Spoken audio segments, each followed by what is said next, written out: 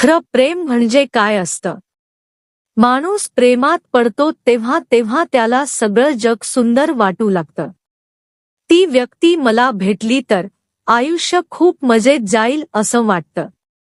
पण सगळ्या गोष्टी आपल्या मनासारख्या घडत नसतात. प्रेम करा, प्रेमात पडा. खरं प्रेम म्हणजे काय असतं हे तेव्हाच आपल्याला समजेल.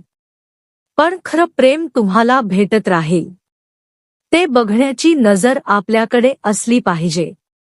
कधी कधी चष्मा आपल्या डोक्यावरच असतो आणि आपण पूर्ण घरात त्याला शोधत असतो. प्रेमाचंही तसंच आहे. शोधा अंतर्मनात. काव्या तशी हुशार, ओजस्वी, निखळ सौंदर्य, लांबसडक केस. जेव्हा ती केसांची डोळ्यावर येणारी बट सावरायची, कॉलेजमधील सगळ्या मुलांच्या हृदयाची धडधड वाढायची. काव्या मात्र आयुष्याकडे एका संधीसारखी बघायची. एकदा जीवन भेटणार आणि त्यातही जर आपण मन मारून जगणार असू तर काय उपयोग आहे. जिंदगी एक सफर है सुहाना, यहाँ कल क्या हो किसने जाणाऱ्या ओळीत कदाचित तिला जीवनाचं रहस्य उमगलं होतं. मिलिंद, आरोही आणि काव्या आता दररोज भेटत असत. कॉलेज कॅन्टीनवर कॉफी तर हमखास होत असे. कधी काव्या ट्रीट देणार तर कधी आरोही आणि मिलिंद. आरोही आणि काव्या दोघी सायन्सला होत्या. मिलिंदने कॉलेज जवळच एक लायब्ररी जॉईन केली. तशी कॉलेजमध्येही लायब्ररी होती. पण तिथे फक्त कॉलेज टाईममध्येच जाता येत असे. पहिल्या सेमिस्टरचे पेपर 12 डिसेंबर पासून सुरू होणार होते. आज तारीख 3 म्हणजे फक्त 11 दिवस बाकी होते. प्रॅक्टिकल संपत आले होते. काव्याचा सगळा अभ्यास आधीच झालेला होता. फक्त थोडी रिव्हिजन केली तरी ती 90% मार्क्स नक्कीच घेणार होती. परीक्षेचा मौसम सुरू झालेला. म्हणजे अजून 4 ते 5 दिवस बाकी होते. मिलिंद आणि काव्याने पण जोरदार अभ्यासाला सुरुवात केली. काव्याचा अभ्यास झालेला होता आणि हे आरोहीलाही माहीत होतं. आपल्याला काव्या नोट्स देऊ शकते आणि अभ्यासात मदत करू शकते. म्हणून आरोहीने काव्याला कॉल केला. आरोही, हॅलो, काव्या आहे का? पलीकडून हॅलो. हो काव्या, येतीये 2 मिनिटे.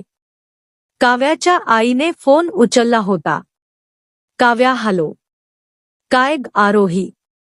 काही काम होतं का? आरोही, अगं हो, तुझा सगळा अभ्यास झालाय ना? काव्या, नाही ग, अजून रिव्हिजन बाकी आहे माझी.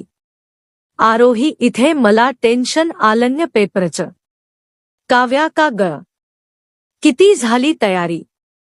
आरोही, बाई, काय सांगू तुला. जाऊ दे, मला तुझी हेल्प हवीये.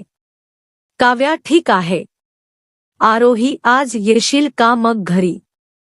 तुझ्या नोट्स पण घेऊन ये आणि महत्वाचे क्वेश्चन्स पण दे मला. काव्या, आज? आरोही, प्लीज यार ये ना. नाहीतर मी फेल होईन या सेमिस्टरला. काव्या, ठीक आहे, येते मी. किती वाजता येऊ? आरोही, तुझं आवरलं की ये लगेच. काव्या, ठीक आहे. सगळं काम वगैरे आवरून काव्या आरोहीच्या घरी जाते. मिलिंद आणि आरोही दोघेही अभ्यास करत होते. काव्याला बघून वैदेहीच्या जीवात जीव आला. मिलिंद, तुम्ही करा अभ्यास, मी येतो जरा बाहेर फिरून. काव्या, हो, जा, ये फिरून. सकाळपासून बसलाय तू अभ्यासाला. काव्याने नोट्सच्या झेरॉक्स काढून आणल्या होत्या. नंतर मॅथ्सचे काही फॉर्म्युले सांगितले. आरोहीचा मॅथेमॅटिक्सचा तर बऱ्यापैकी अभ्यास झाला होता. आरोहीची मम्मी, चला, तुमच्यासाठी तयार आहे गरमागरम पोहे. काव्या, थक्स मावशी. बर झालं, भूक लागलीच होती. आरोहीची मम्मी, पोहे खा, मी कॉफी बनवते तोपर्यंत. मिलिंद कुठे आहे? त्याला पण बोलवा ना. काव्या, अरे हो, मिलिंद कुठे आहे? आरोही, मी आले तेव्हा बाहेर गेलाय. अजून नाही आला. आरोही थांब, फोन करते त्याला. आरोही मिलिंदला फोन लावते. आरोही हॅलो, कुठे आहेस तू, ये लवकर घरी. मम्मीने पोहे बनवलेत. पलीकडून हॅलो, आरोही बोलताय का? आरोही हो, मिलिंद कुठे आहे? आणि तुम्ही कोण बोलताय? पलीकडून तुम्ही ज्यांना फोन केलाय त्यांचा ॲक्सिडेंट झालाय. खूप लागलंय आणि ब्लड लॉस पण खूप झाले. तुम्ही लवकर सिटी हॉस्पिटलला या. हे ऐकून आरोहीला आता काय बोलावं आणि काय नाही असं झालं. ती एकदम शॉक झाली. फोन स्पीकरवर असल्याने काव्यानेही सगळं ऐकलं आणि तिच्या डोळ्यात पाणी आलं. काय झालं असेल? किती लागलं असेल मिलिंदला? याचा विचार करून काव्या आणि आरोही दोघींच्याही मनाची घालमेल सुरू झाली. हे समजल्यावर ते लगेचच सिटी हॉस्पिटलला निघतात. ते परत मिलिंदच्या नंबरवर कॉल करतात. पण कुणी फोन उचलत नाही. काव्या, मला नंबर दे, मी लावून बघते कॉल. काव्याही कॉल करते. पण कुणी उचलत नाही. फोन कुणी उचलला होता आणि मिलिंदची कंडिशन कशी असेल हे तिथे गेल्याशिवाय समजणार नव्हतं. पण या तिघींचीही काळजी वाढत होती. आरोही मम्मी पप्पांना कॉल करणार, ते पुण्यावरून निघाले असतील कदाचित. त्यांना लवकर यायला सांग. मम्मी, त्यांना जर हे आता सांगितलं तर ते खूप घाबरून जातील. त्यात ते हार्ट पेशंट, जर बीपी वाढला तर. नको करू. ते आलेच असतील आता जवळपास. गाडी हॉस्पिटल जवळ येऊन थांबते. हॉस्पिटलमध्ये गेल्यावर सगळे मिलिंदला भेटतात.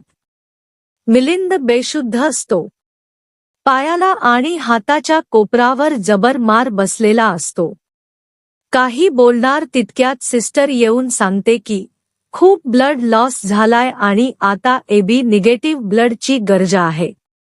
आम्ही सगळ्या ब्लड बंकला कॉन्टॅक्ट करून बघितला, पण हा खूप दुर्मिळ ब्लड ग्रुप असल्याने भेटत नाही. एका ठिकाणी भेटलाय, पण 2 तास लागतील त्यासाठी. पण तोपर्यंत खूप उशीर होईल. तुमच्या कोणाचा हा ब्लड ग्रुप असेल तर बघा लवकर. काव्या, माझा आहे. टेक माय ब्लड. सिस्टर ग्रेट, चला. काव्या आणि मिलिंदचा रक्तगट एकच असल्याने लगेच तात्काळ मिलिंदला रक्त देता आलं. मम्मी आणि आरोही डॉक्टरच्या कॅबिनमध्ये जातात. आरोही, काय झालंय डॉक्टर नेमकं? मिलिंद, लवकर बरा तर होईल ना? डॉक्टर, घाबरण्याचं काही कारण नाही. 1 महिनाभरात तो ठीक होईल. ब्र झालं, तुमच्यासोबत आलेल्या ताईचा रक्तगट मॅच झाला. ब्लड लॉस जरा जास्त झाला होता, पण त्या ताईंमुळे त्याला जीवदानच भेटलंय. खरंच काव्यामुळे आज मिलिंदचे प्राण वाचले होते. ह्या सर्व गडबडीत तिघांच्याही सेमिस्टर पेपरवर इफेक्ट झाला. काव्याचा अभ्यास झालेला होता, त्यामुळे तिला चांगले मार्क्स मिळाले. आरोही पण पास झाली, पण मिलिंद मात्र जेमतेम मार्क्स घेऊन पास झाला. काय करणार? तो इतका मोठा ॲक्सिडेंट होऊन सुखरूप आहे. ते सगळ्यांसाठी जास्त महत्वाचे.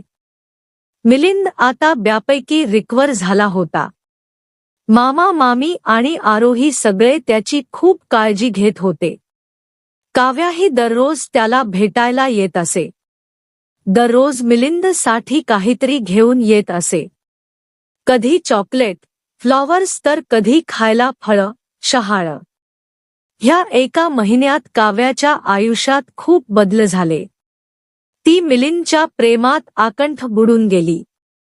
मिलिंदला ती खूप पसंत करू लागली. त्याच्यासाठी तिच्या मनात एक घर तयार झालं. मिलिंद आजारी असल्याने त्याला भेटण्याचं निमित्त तिला होच.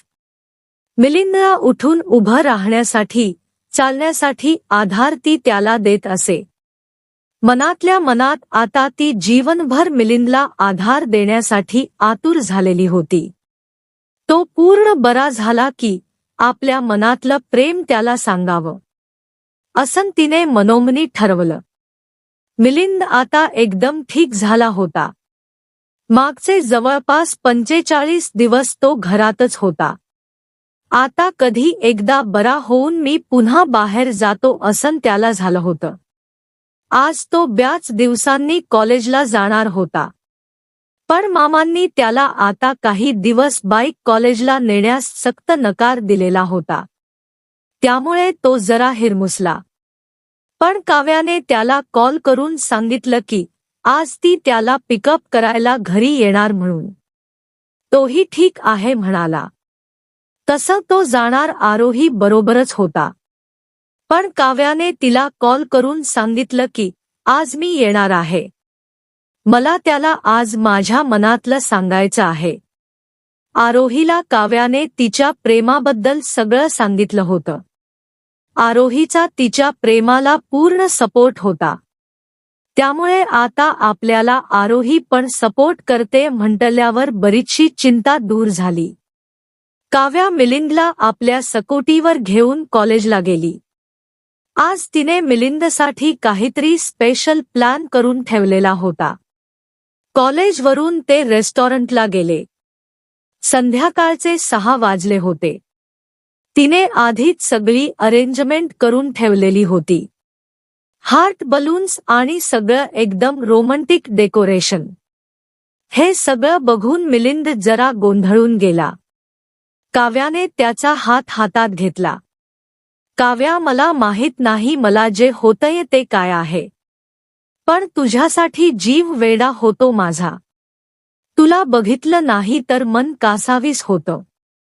जेव्हा मी तुला पहिल्यांदा बघितलं तेव्हापासून पहिल्या नजरेतच मला तुझ्यावर प्रेम झालं.